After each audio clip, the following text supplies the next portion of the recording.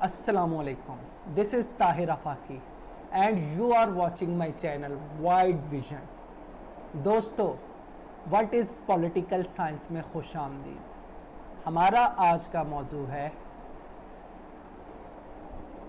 फिजियोक्रेसी। असल में ये रिएक्शन था मर्केंटाइलिस्ट इकोनॉमी का।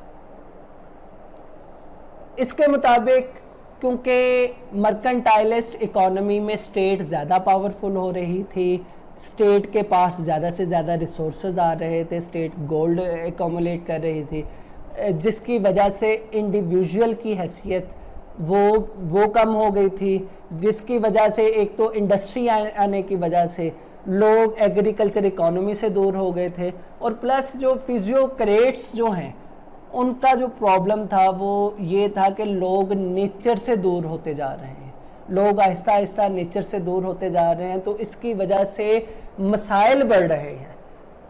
लिहाजा यही वजह है कि फिजियोक्रेट्स में जो फिलोसफर्स हैं जिन्होंने फिजियोक्रेसी का नज़रिया पेश किया, रिचर्ड कैंटिलोन है, फ्रांक्यूस क्विंसी है और डेविड ह्यूम है, इन्होंने फिजियोक्रेसी का नज़रिया पेश किया।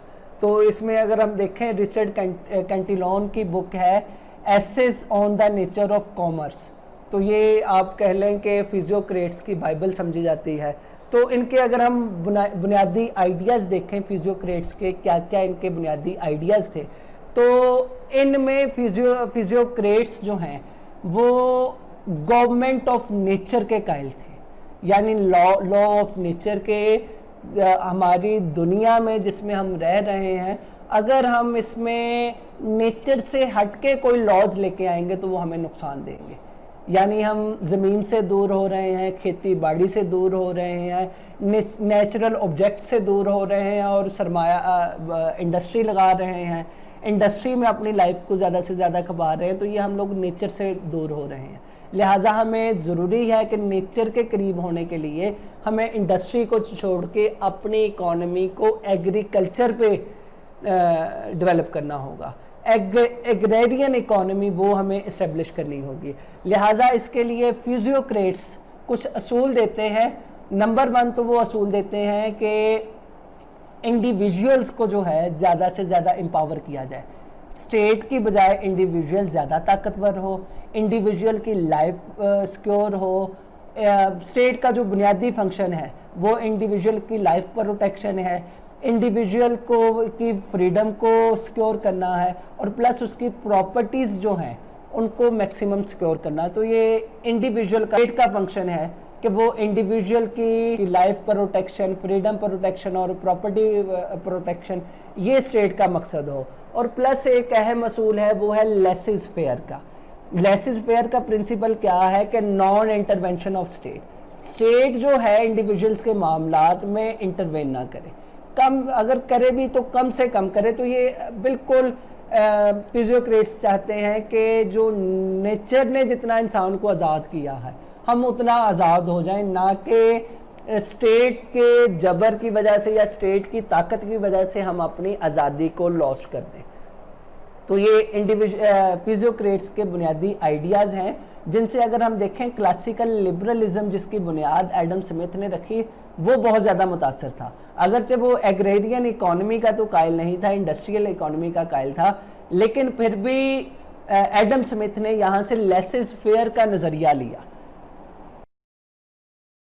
वो इंडिविजुअलिज्म के कायल थे कि इंडिविजुअल मैक्सिमम इसे पावरफुल किया जाए, इसकी लाइफ को प्रोटेक्शन फराहम की जाए, इसे हर तरह के जो है स्टेट रिसोर्सेज फराहम करे ताकि ये अपने आप को ताकतवर करे।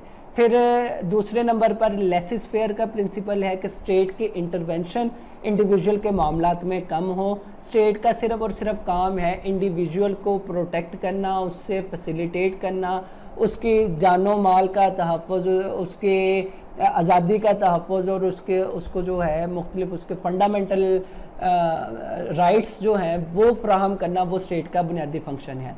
और फिर ये है कि इंडिविजुअल की प्राइवेट प्रॉपर्टी ओनरशिप उससे इंश्योर करना, स्टेट को, स्टेक होल्डर्स को इस बात पर कायल करना कि प्राइवेट प्रॉपर्टी जो है ये इंडिविजुअल का सबसे बड़ा और फंडामेंटल राइट है। फिजियोक्रेट्स का कहना है कि दौलत का जो सोर्स है वो लैंड होनी चाहिए, यानी कि एग्रेरियन इकोनॉमी होनी चाहिए।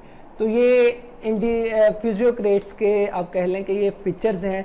तो फिजियोक्रेट्स ये असल में फ़्रांस के रहने वाले थे और इन्होंने कोशिश की कि हम इंडस्ट्रियल इकोनॉमी से एग्रेरियन इकोनॉमी की तरफ वापस आएँ, दोबारा नेचर की तरफ वापस आएँ, लेकिन इनका असर इतना ज़्यादा नहीं हुआ।